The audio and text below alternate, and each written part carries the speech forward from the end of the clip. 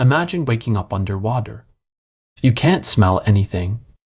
You can barely taste. But you can hear the shape of the world. You hear a fish breathing inside a rock. You hear your sister laughing from a mile away. You hear your own voice bouncing off a metal hull. That's not science fiction. That's a dolphin opening its eyes. And the question isn't whether dolphins are smart. The real question is stranger than that, and a little uncomfortable when you sit with it for a moment.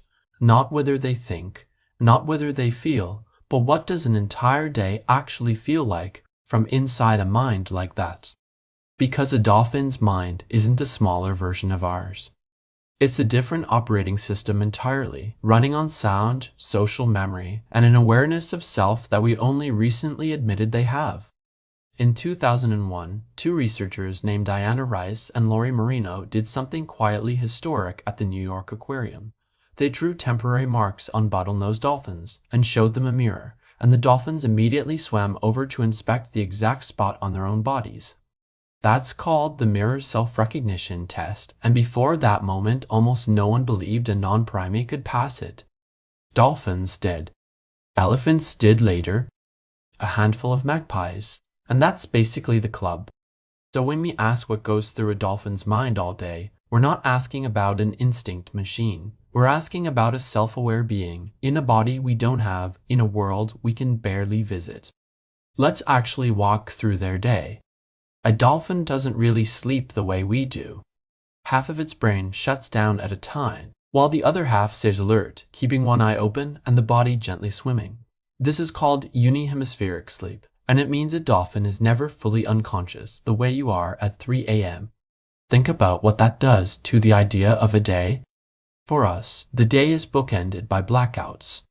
For a dolphin, the day never really ends. Awareness just dims on one side and brightens on the other, like a lighthouse turning slowly inside its own head.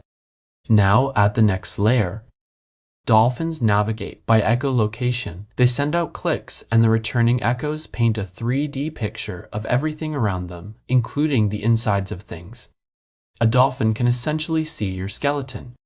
It can sense a hidden fish buried under sand. It can tell a real object from a fake one by the density of its echo. So as it cruises along, its world isn't just visual, it's a constant, layered scan, like sonar plus X-ray plus hearing, all woven into one sense we don't even have a word for. Imagine experiencing texture as sound. Imagine knowing just by listening that the swimmer above you has a full stomach, or that the female nearby is pregnant. Researchers genuinely believe dolphins can pick up on details like that, because their clicks reveal what's inside other bodies. That's not a superpower in a comic book. That's just Tuesday morning for them. Next comes the social mind, and this is where things get almost human. Dolphins live in what scientists call fission-fusion societies. Groups split apart and come back together throughout the day, kind of like how you might see different friends at different times in a single afternoon. They have best friends. They have rivals. They have alliances that can last decades, and in some populations, alliances of alliances, which is a level of political complexity we mostly only see in humans and chimpanzees. To keep track of all that, each dolphin invents its own signature whistle. It's basically a name they make up for themselves as a calf, and they use it for life. Other dolphins can call that name. They can even call the name of a friend who isn't there, which strongly suggests they hold the idea of that individual in their mind when the friend is gone. That sounds an awful lot like remembering someone you miss. So part of a dolphin's day is just social maintenance. Greeting old friends. Repairing a fight from yesterday. Teaming up with a buddy to herd fish, or to court a mate, or to push a rival out of the way. And here's where I want to pause for a second and ask you something. If you've ever had a pet that seemed to recognize your mood the second you walked in the door, you already know animals can read us. But dolphins seem to read each other on a level that's almost spooky, coordinating moves in perfect sync without a sound. Have you ever looked into an animal's eyes and wondered what they think of you, not what they think of you, not what they think of us, but Tell me in the comments whether you think that's pure instinct or whether you think they're actually planning it like a team. I genuinely love reading those takes, and I read every reply. Okay, back into the dolphins' day. Because we haven't even talked about play yet. Dolphins play constantly, and not just as babies. Adult dolphins surf boat wakes, chase their own bubble rings, toss seaweed back and forth, and tease larger animals, seemingly just for fun. In Western Australia, some bottlenose dolphins carry sponges on their snouts to protect themselves while digging for food on the sea floor. Mothers teach this trick to their daughters, and it's been passed down for generations. That's culture, not metaphor. Actual learned, transmitted behavior that differs from one dolphin community to the next, the same way human villages have different recipes. So, somewhere in a dolphin's day, there's a thought that might sound like, "This is how my mother did it, and her mother before her." Now think about emotion. Dolphins have been observed staying with sick or dying members of their pod for hours, sometimes days. Mothers have been documented carrying the bodies of dead calves on their backs, refusing to let them sink long after there's any biological reason to. Scientists are careful not to call that grief in a human sense. But it's not nothing. It's a brain that struggles to let go in a body that keeps coming back to the same loss. There's also joy, and we shouldn't be shy about saying so. The dopamine systems in a dolphin brain are very similar to ours. When they leap, when they play, when they reunite with a friend, the chemistry of pleasure is firing in ways we'd recognize instantly. Then there's curiosity about us. Wild dolphins regularly approach divers and swimmers, not because they're hungry, not because they're threatened, but because they appear to find us interesting. They study our movements, they mimic our postures. In captivity, dolphins have been recorded imitating human sounds, copying the cleaning routines of divers, and inventing new tricks just to see how trainers will react. That last one is the kicker.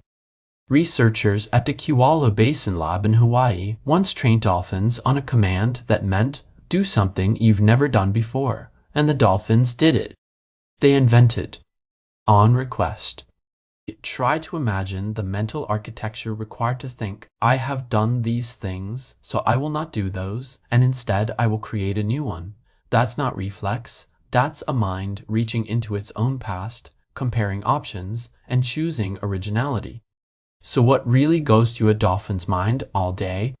A constant flow of sound pictures of the world. Names of friends, remembered and called out loud. Old grudges, old alliances, old jokes maybe. The half-dream of a brain that never fully sleeps. A body that feels pleasure in motion and grief in stillness. And underneath all of it, the quiet, almost unsettling fact that something in there knows it exists. We tend to picture dolphins as cheerful, smiling sea creatures because their faces happen to curve that way. But that smile is an accident of anatomy. What's behind it is something far more interesting than cuteness. It's a mind shaped by water, built for sound, wired for relationships, and capable of self-reflection in a body that will never set foot on land. Maybe the strangest thought is this. For most of human history, we assumed intelligence had to look like us, walk like us, build cities like us. Dolphins quietly disagree. They built nothing. They wrote nothing. And yet they remember each other by name, teach their daughters tools, mourn their dead, invent new behaviors on command, and recognize themselves in a mirror. If that isn't a mind, the word doesn't mean much. So the next time you see a dolphin arcing out of the water, try not to think of it as a performance. Think of it as a glimpse. A glimpse of a long, layered, social, musical inner life that has been unfolding under the surface of our oceans for millions of years, completely independent of us. We just happen to look down and notice. If this gave you a new way of seeing dolphins, give the video a like. It genuinely helps the channel more than you'd think. Subscribe if you want more deep dives into how animals actually experience the world, because there are some truly strange minds out there we haven't even touched yet.